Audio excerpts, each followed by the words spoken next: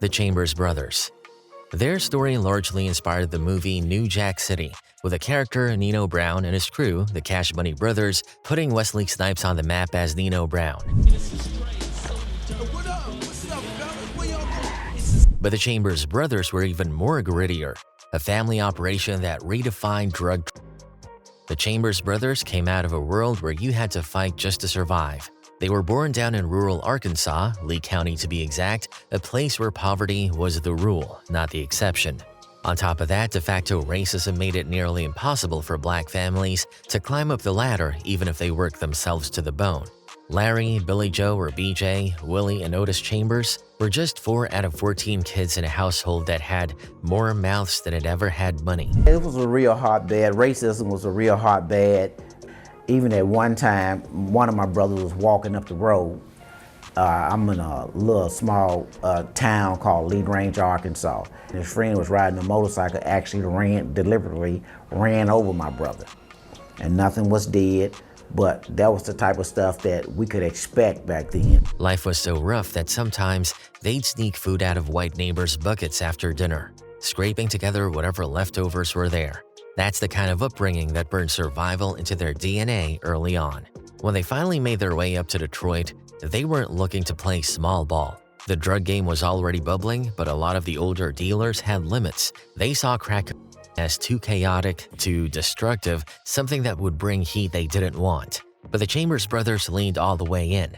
They weren't just hustling, they were building an empire. They ran things like a corporation, with a clear structure, rules for their runners, managers to keep things in order, and even marketing tricks. We're talking 2-for-1 deals, discount coupons, and word-of-mouth branding that made addicts feel like they were part of a system. This wasn't sloppy street corner hustling. This was organized business. At one point, they were said to control over half of Detroit's crack market. On their best days, they were making anywhere from $250,000 to $3 million per day. What do you feel like the most y'all ever brought in a day? Well, we had got to a point where we was making at least $250,000 per day, every day. Damn. Every day. Their headquarters were infamous, an apartment complex called the Broadmoor on East Grand Boulevard and Ferry Street. If that sounds familiar, it should. The movie reimagined it as The Carter, the fortress-like housing project in New Jack City. The Broadmoor was their castle. You didn't just walk in there unless you belonged. They had teenagers acting as lookouts, guards, and foot soldiers, most of them brought in from Arkansas. These were kids who'd grown up broke, and the Chambers sold them on the dream: cars, jewelry, women, fast money. Billy Joe, who barely stood 5'5", was the brains when it came to business. He wasn't the loudest or the flashiest, but he knew how to make money multiply. He'd flip properties like car washes and corner stores into drug hubs, hiding operations in plain sight. The whole thing was so tight that it was almost impossible to take them down, at least in the beginning. But no empire that big goes unnoticed forever. The Chambers Brothers' flashy lifestyle became their downfall. They were rolling around in luxury cars, dripping in jewelry, throwing money around like it would never run out. That kind of attention draws eyes, and pretty soon, law enforcement had them under a microscope. Things really started unraveling when Larry's ex-girlfriend, Patricia Middleton, turned informant. She knew the ins and outs of their operation and handed all over to the feds like a roadmap.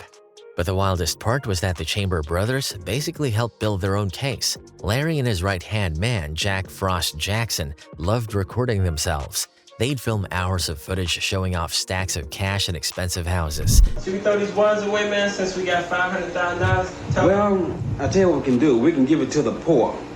That's exactly what I say, too. We'll just donate those to the poor. When prosecutors got their hands on those tapes, it was game over. The brothers had filmed their own evidence, practically narrating their rise and flaunting proof of their crimes. By the early 90s, the whole thing collapsed. Police raids turned up more than $1 million in cash and jewelry, 68 cars, and 250 guns. For law enforcement, that was proof they'd taken down one of the most powerful crack operations in the country. Larry and BJ were hit with kingpin charges, a label reserved for the biggest of the big. Larry, now in his 60s, is still sitting behind bars, a living relic of an era when crack turned cities upside down. And we see the cultural impact in New Jack City. The movie was designed to strip away any glamour from the drug trade. Director Mario Van Peebles made sure audiences didn't just see the money and the power, they also saw the destruction, the victims, the broken families. Critics compared it to the heavyweights like The Godfather and Goodfellas because it didn't shy away from showing the mechanics of crime and the inevitable downfall that comes with it. Raphael Perez.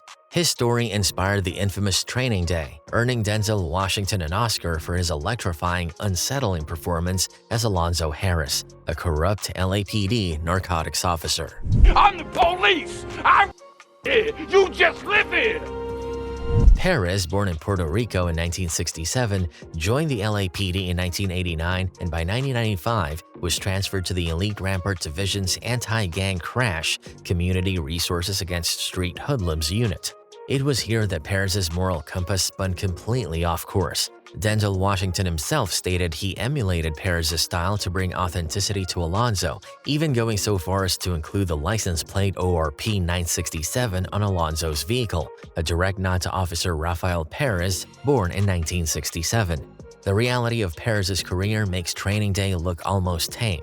He wasn't just a cop bending the rules, he was a cop who treated the badge like a license to steal. Once he got into Crash, an elite unit with way too much power and not enough oversight, Perez started playing both sides. He was supposed to be fighting gangs, but in truth, he was acting more like one of them.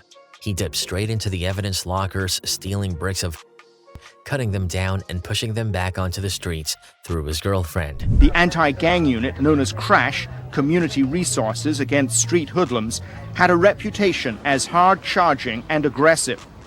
But to civil rights lawyers, Crash officers acted like another gang. They were conducting themselves in a way that they were very much like a vigilante group, very much like the group of people, young people that they were after. And it didn't stop with drugs.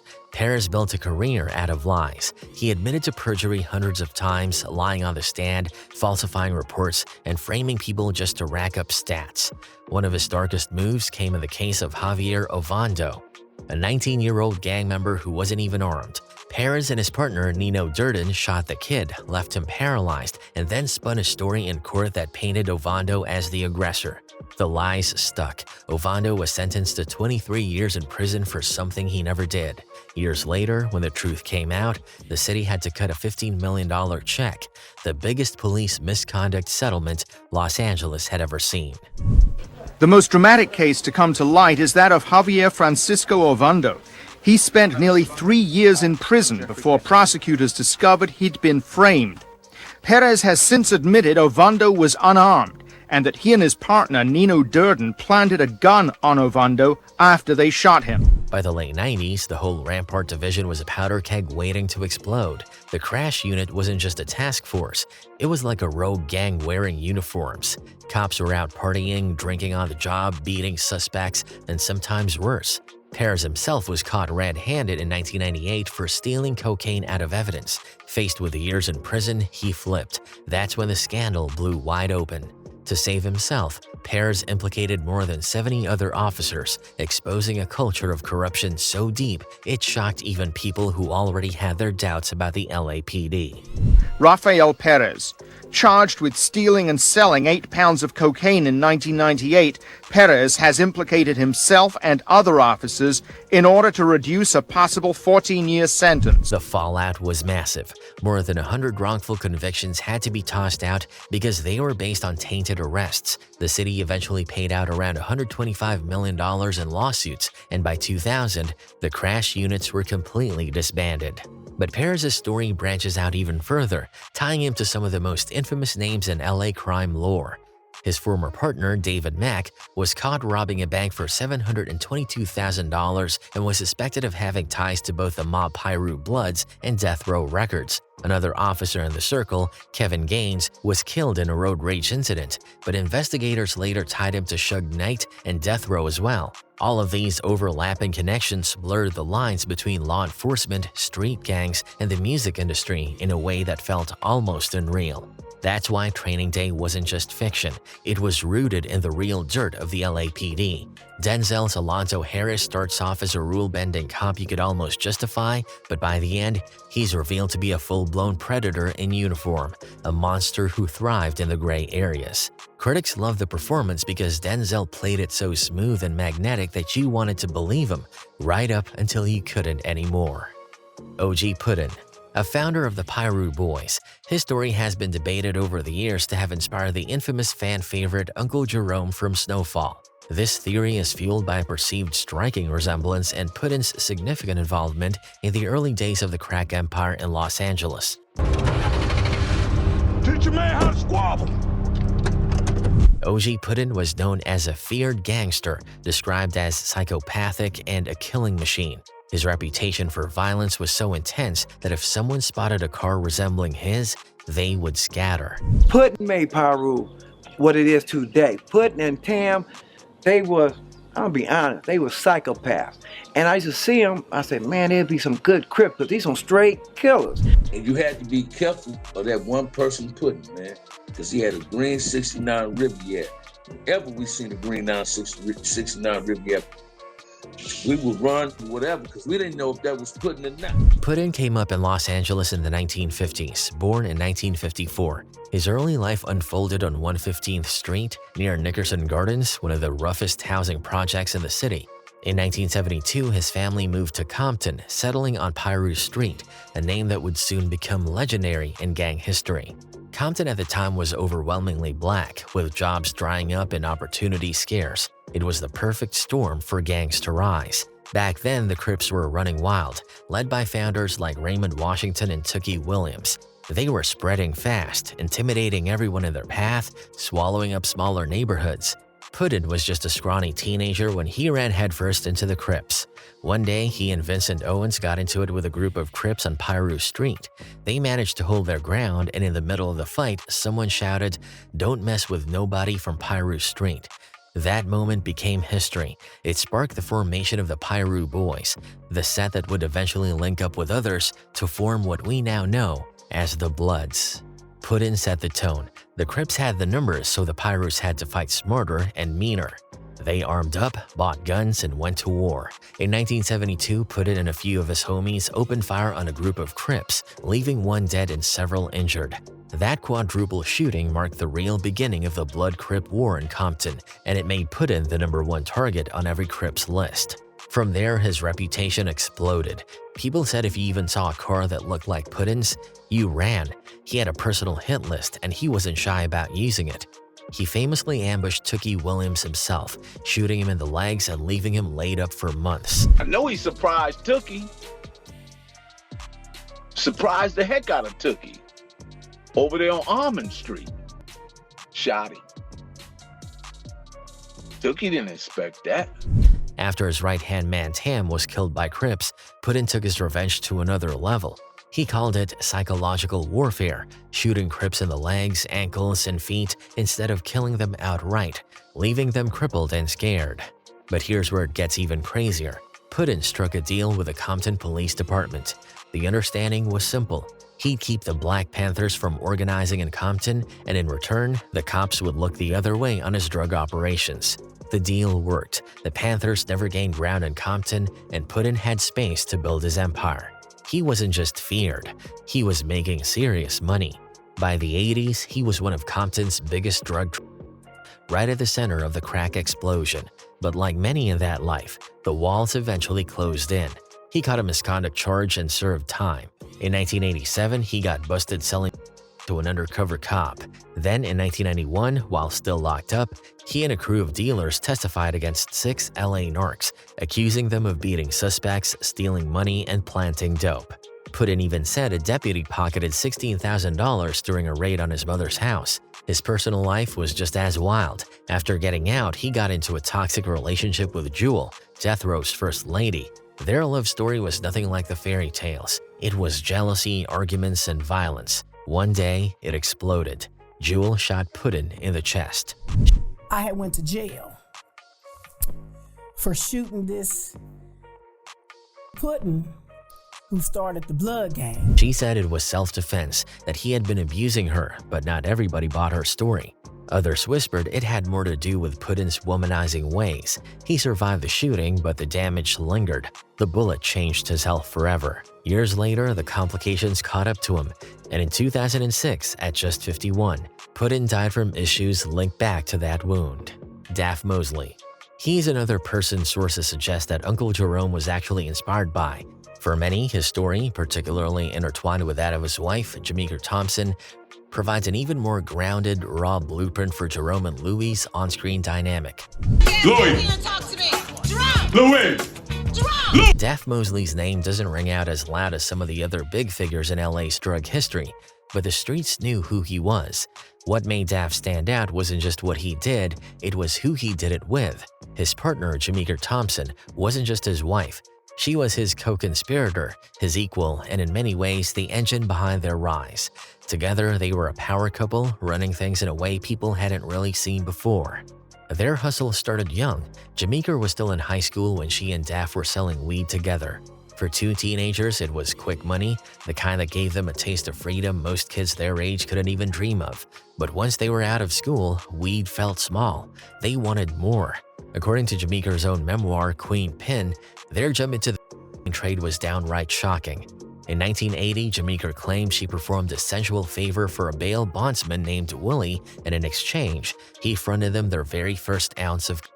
That was the spark. From that single ounce, the two flipped and climbed, and soon they were moving up to 4 kilos a week. That same year, 1980, they sealed their bond by getting married. The newlyweds also bought themselves a nice home in Encino, California, far removed from the blocks they grew up on. 2 years later, they had a son, Anthony, and for a while it looked like they had beaten the odds. Young, rich, married, and building a life most people in their circle couldn't even imagine. I went over to her house and she had a Ferrari, a turbo Porsche, every car that you could ever fantasize about. A brand new swimming pool. Money was my power. Money was my control. And that's what controlled me, the money. And I wanted the money. But the drug game rarely allows happy endings. On November 23, 1984, everything came crashing down. Daff was gunned down at a car wash in LA. His death was devastating for Jemeker, but yet, instead of crumbling, Daff's murder pushed Jemeker to step up and become even more ruthless. Jemeker Thompson. The original Queen Pin, whose story has also been widely believed to have inspired Aunt Louie, another central figure in Snowfall. Jemeker Thompson and her husband, Daff Mosley, started their hustle young, selling cannabis together while she was still in high school. But the game changed dramatically in 1980 when, through an explicit act with a bail bondsman named Willie, she secured her first ounce of. This bold, unforgiving entry propelled them rapidly up the ladder, soon pushing up to 4 kilos of coke a week. When Daff was murdered in 1984, it could have been the end of her story, but Jemeker was built different. She was determined to keep their empire alive, and she did. Jemeker started expanding in ways few women had ever done in that world. She didn't just stick to LA, she hit the road, building connections in Detroit, Atlanta, Illinois, and St. Louis. She opened up new pipelines, tapped into new markets, and turned herself into a national-level operator. After the death of her husband, she starts to travel around. She's spreading out across the country. She had connections all over, the South, Atlanta, Detroit, Illinois, St. Louis. I felt like the world was mine because now I'm doing it by myself. Her hustle wasn't sloppy either. She used a hair distribution business as a cover for laundering money, blending her drug profits with a seemingly legitimate enterprise. On top of that, she cut out middlemen by going directly to suppliers, ensuring she kept the lion's share of her profits. By the late 80s, she was pulling in staggering amounts of money, reportedly up to $1 million in a week. The FBI called her one of the biggest female dealers in America. She wasn't just surviving without Daff, she was thriving, building her own legend. But success in the streets always carries an expiration date. Jemeker's downfall came the same way it did for so many others, through betrayal. Her associate, Percy Cheese Bratton, got caught and decided to save himself by turning informant. That led to Jemeker being indicted, and when the heat turned up, she went on the run. For years, she lived as a fugitive, carrying a gun in her Chanel purse, never able to fully relax, always looking over her shoulder. She actually disappears, leaves her son. It tells you how serious this is. At that time in my life, I carried a gun in my Chanel purse daily. Her run finally ended in 1993 when she was arrested at her son Anthony's 6th grade graduation. That moment, being taken down in front of her child, was a brutal reminder of how deeply the game takes from those who play it. She makes the mistake a mother would make, because a good trafficker would never have allowed her feelings for her son to get in the way of staying free from the law. She comes back to California for his graduation from school. Convicted on multiple charges, Jemeker was sentenced to 15 years in federal prison, of which she served 12. She did hard time in a maximum security facility where she crossed paths with none other than Griselda Blanco, the Colombian Black Widow, and one of the deadliest women in the history of the drug game. For Jemeker, prison wasn't just punishment, it became a place of transformation. She found religion, began ministering to other women behind bars, and started rethinking the choices that brought her there. When she was released in 2005, she didn't go back to the streets. Instead, she launched Second Chance Ministries in South Central LA, dedicating her life to helping others break free from the same traps she had once embraced. Her son Anthony took a completely different path, becoming a professional skateboarder. Frank Lucas. His story is based on the hit movie American Gangster, performed impeccably again by Denzel Washington as Frank Lucas. But even Lucas himself has said that the film was 99% Hollywood and 1% reality. He don't mean nothing to me. What's he gonna do, go back home? I don't give a damn what he does. Frank Lucas's life started in the kind of poverty that shapes you forever. He was born in LaGrange, North Carolina on September 9, 1930. When he was just 6 years old, he witnessed something that would scar him for life. His 15-year-old cousin, Obadiah, was murdered by the Ku Klux Klan for supposedly looking at a white woman the wrong way. It planted in him a burning hatred for white authority, and from that point on, Frank Lucas was determined to never be powerless again. My cousin, he's 15 years old, and you know what the murdering for? The murdering for wrecked his eyeball. With little education and barely able to read or write, Lucas's early years were wild. He robbed his employer of $400, burned the factory down, and fled north to Harlem by the mid-1940s. Once there, he claimed he became the protege of legendary Harlem gangster Bumpy Johnson. But this is one of those myths that depends on who you ask. Lucas insisted he spent 15 years at Bumpy's side as his driver and apprentice. But Bumpy's widow, Mamie Thatcher Johnson, shot that down, saying Bumpy never trusted Frank and barely gave him the time of day. Plus, Bumpy spent a decade of that supposed 15 years locked up. But what's not in dispute is that Frank Lucas rose fast. He found a way to cut out the Italian mafia middlemen who had dominated the heroin trade for decades. His boldest move was going directly to the source, the Golden Triangle in Southeast Asia. Teaming up with U.S. Army Sergeant Ike Atkinson, nicknamed Sergeant Smack, Lucas claimed they invented the cadaver connection, smuggling kilos of heroin in the coffins of dead American soldiers coming back from Vietnam. Lucas bragged about using fake coffins with secret compartments, each carrying up to 8 kilos of heroin. With each kilo allegedly netting him $300,000, he painted a picture of multi-million-dollar shipments arriving with every body bag. But most of that story is likely a tall tale. Atkinson himself later denied it, saying he smuggled drugs and hollowed out teak furniture instead. A federal judge even called the cadaver connection story one of the biggest hoaxes in drug trafficking history. Maybe it happened once or twice, but not on the scale Lucas bragged about. Still, whether it came in coffins or furniture, the heroin was real and potent. Lucas's brand, Blue Magic, was 98% pure and quickly became the hottest product in Harlem. He sold it cheaper than the competition, making sure addicts came to him. He recruited his brother straight out of North Carolina, his so-called country boys, and kept the operation tightly in the family. At his peak, Lucas claimed he was making $1 million a day, though the real numbers were probably far less. Still, he was rich enough to live like royalty, owning mansions, offshore accounts, expensive cars, and rubbing shoulders with celebrities. His downfall came the way it often does, with arrogance.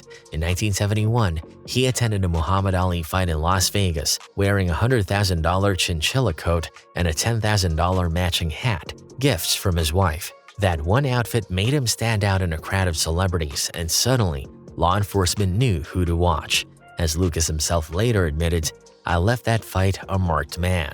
By 1975, the feds were ready. They raided his New Jersey home, seizing hundreds of thousands in cash, and arrested him. He was sentenced to 70 years in prison. But Frank Lucas wasn't about to rot away quietly. He flipped. He testified against more than 100 dealers, corrupt cops, and mobsters, cutting his sentence down drastically. He even ended up with Richie Roberts, the very prosecutor on this case, as his lawyer and later his friend.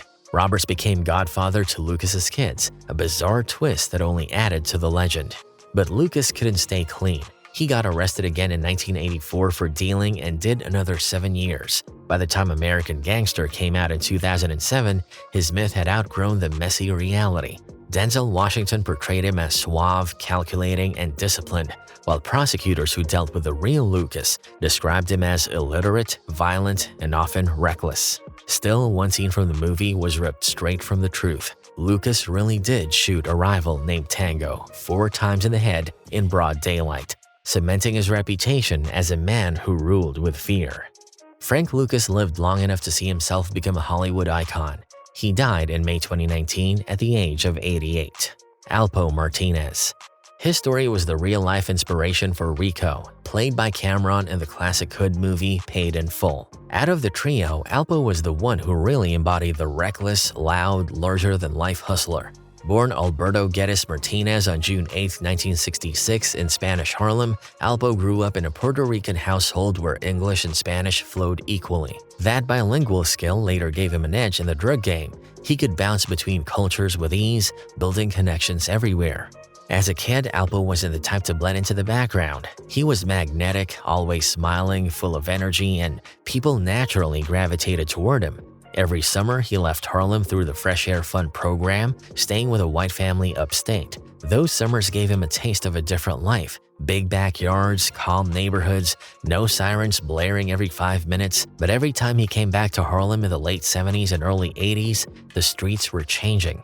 Cocaine was everywhere. The cars were flashier, the jewelry was louder, and the game looked too good to resist. Alpo started small, sticking up drug dealers, taking chains, watches, and whatever cash he could grab. But he had ambition. By 1983, people in Harlem already knew his game. 2 years later, in 1985, he caught a weapons charge and had to do a year behind bars. Ironically, prison only leveled him up. Inside, he met Rich Porter, a Harlem golden boy already making big moves. Rich vouched for him when he got out, introducing him to Azie Faison. That link-up was legendary. Azie the brains, Rich the smooth operator, and Alpo the enforcer. Together, they became one of the most feared and respected drug crews Harlem had ever seen. Alpo loved the spotlight. He was pulling in $40,000 to $50,000 a week at his peak, but it wasn't just about the money, it was about the attention. He drove flashy cars, popped wheelies on dirt bikes through Harlem, and even had the nerve to kick police cars in broad daylight just to prove he was untouchable. That reckless energy made him a star in the streets, but it also painted a target on his back. Alpo liked good things, nice things, but wow, get a motorcycle, buy a brand new bike where the crowd is at, do wheelies, crash it, and the next day go buy another motorcycle, thousands of dollars, 10,000, and just come uptown and light it up. But he liked it, that attention. And in the game, we don't need that. So I was always, oh, this is crazy. When he expanded into Washington, D.C., things got darker. Alpo became more ruthless, more paranoid, and way more violent. His name was tied to so many in D.C. that even other hustlers were scared to cross him. One of the coldest moves he made was plotting with Wayne Perry, his notorious hitman, to Damiano Montana Benson, a dealer who was sleeping with Alpo's wife. That hit showed just how personal and savage Alpo could be. But his most infamous move, the one that cemented his reputation as both a hustler and a traitor, was the murder of Rich Porter. Greed and paranoia ate at him. He started suspecting Rich of holding back a supplier, of keeping secrets. So he lured his so-called brother into a van, talked to him like nothing was wrong, asked him about coke, then pulled out a gun and shot him. I was asking him like, yo, Rich, where did you get that coke from, man? That shit was good, because I wanted to make him comfortable. That shit was good as a motherfucker. He's like, I got it from my connect. So from there, I knew he was lying. I turned to my little man. I gave him the nod. Once I gave him the nod, my little man spent, because he was short so he could stand up in the van. Next thing you heard was the 2 gunshots, bang, bang. In later interviews, Alpo admitted it coldly, even saying, "I just a dude that I loved, a dude I called my brother." Rich's body was found the next day, shot multiple times in the head and chest. Alpo's downfall came on November 7, 1991, the same day Magic Johnson announced his HIV diagnosis. Facing life without parole, Alpo made the ultimate street sin. He flipped. He cut a deal with the feds, snitching on his crew, his associates, and even Wayne Perry, the same man who had protected him. Perry ended up with 5 life sentences, all thanks to Alpo's testimony. In exchange, Alpo got 35 years, a light sentence compared to the bodies linked to his name. In 2015, he walked out of prison and slid into witness protection as Abraham Rodriguez in Maine. But Alpo couldn't resist the streets. Harlem called him back. He started showing his face again, doing Instagram videos, riding around like the old days, almost daring somebody to touch him. And on Halloween night, October 31st, 2021, somebody did. He was shot up in his Dodge Ram truck on Frederick Douglass Boulevard, right in Harlem. Azie Faison. His life was the blueprint for Ace and Paid in Full, the quieter hustler who wasn't as flashy but still commanded respect. Azie Faison Jr. was born on November 10, 1964 in Harlem. His childhood wasn't easy. At just 6 years old, a fire ripped through his family's tenement building, forcing them into a shelter for half a year. Eventually, they landed in the Sugar Hill section, but money was always tight. Azie struggled in school and dropped out by 9th grade, bouncing between odd jobs. He even worked at a local dry cleaner for 2 years, folding shirts and pressing pans, with no idea he'd one day become a kingpin. The turning point came in 1983. Like so many young hustlers, Azie saw Scarface and got hooked on the idea of living large. Around that time, he connected with a Dominican supplier who used the dry cleaner. That plug changed everything. Azie started small, but he was smart, disciplined, and ambitious. By 21, he was moving serious weight, earning up to $40,000 a week. That's when he linked back up with his childhood friend Rich Porter, and Rich brought in Alpo. The trio locked down Harlem. But the game has no loyalty. On August 21, 1987, Azie was at his aunt's spot, one of his stash houses when it all went bad. A crew tried to rob him. In the chaos, Azie was shot 9 times. Somehow, he survived, but 3 other people in the house didn't. The most painful part was that the setup came from someone close. His sister's boyfriend, Kevin, had been holding a grudge because Azie once refused to put him in a deal. That betrayal cut deep, and it shattered Azie's trust forever. And it was an incident where he wanted me to give, before he got locked up, he had wanted me to give some drugs to Rich. And I didn't. I gave it back to my sister, and I told him to give it back to him because I felt that dude was crazy, because the way the situation at that time, he was running from somebody. Then came more heartbreak. In 1990, Rich Porter was murdered by Alpo. Around the same time, Rich's younger brother, William, was kidnapped and killed. Those losses pushed Azie to a breaking point. He realized the game only led to betrayal, death, or prison, so he did what very few hustlers ever do. He walked away for good. Life after the streets gave Azie a second chapter. In 1989, he formed a rap group called Mob Style, rapping about the life he'd lived. At first, it was straight street tales, but later it shifted into conscious messages aimed at steering kids away from hustling.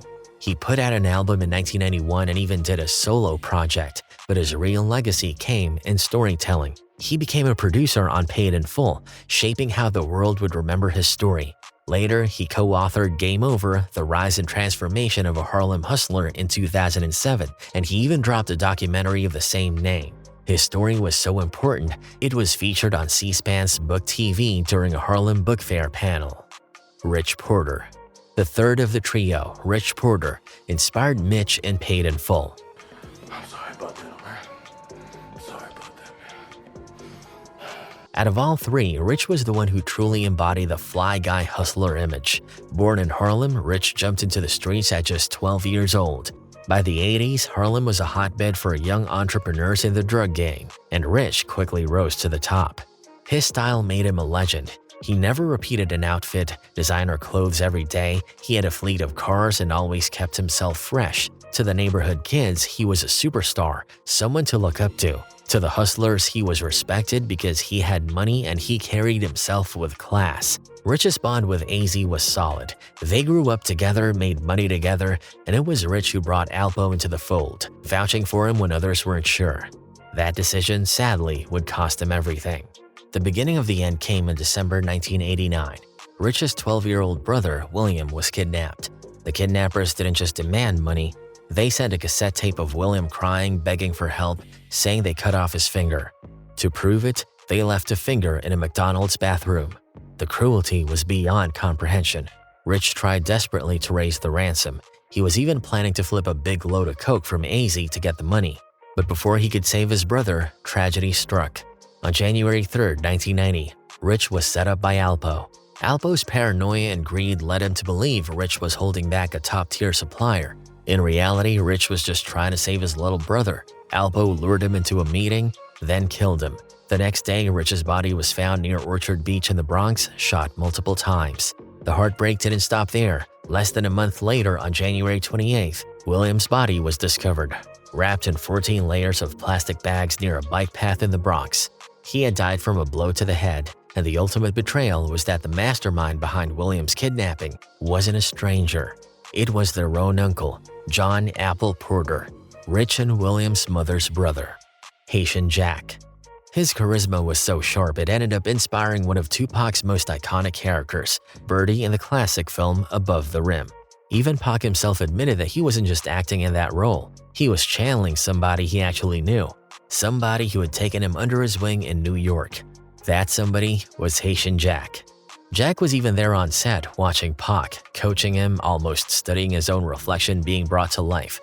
Birdie, the slick gangster with gold chains, leather jackets, and a smile that could slice steel, was a mirror of Jack's real-life swagger. When me and Tupac met, he was doing a movie, Above the Rim.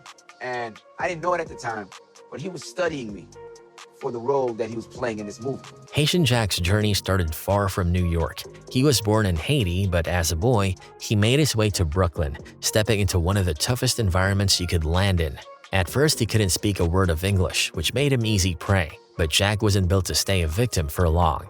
He adapted quick, picking up not just the language, but also the unwritten codes of the streets. Before long, he wasn't the one getting picked on.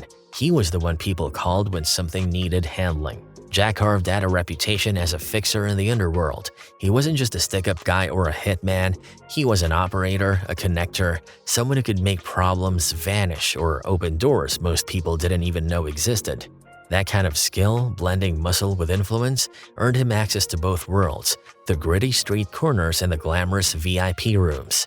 You'd catch Jack in the company of legends, Madonna, Mike Tyson, Aretha Franklin, Stevie Wonder. By the time Jack linked up with Tupac in 1993, Pac was already a rising star, but Jack pulled him deeper into a world Pac had only heard about in whispers. Pac admired him not just for his reputation, but for his elegance, his composure, the way he commanded any room he walked into.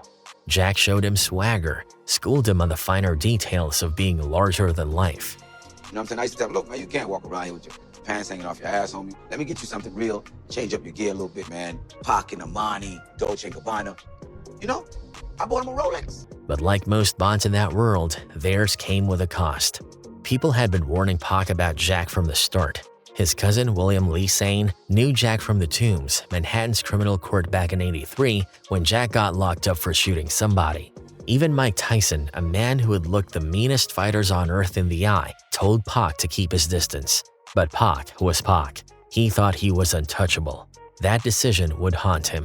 In 1993, Pac found himself wrapped in a sensual assault case involving Ayanna Jackson. He swore up and down it was a setup, blaming Haitian Jack as the mastermind behind it. And while Pac's life was spiraling, Jack seemed to come out of the situation relatively untouched. Things only got darker after the infamous Quad Studios shooting in November 1994.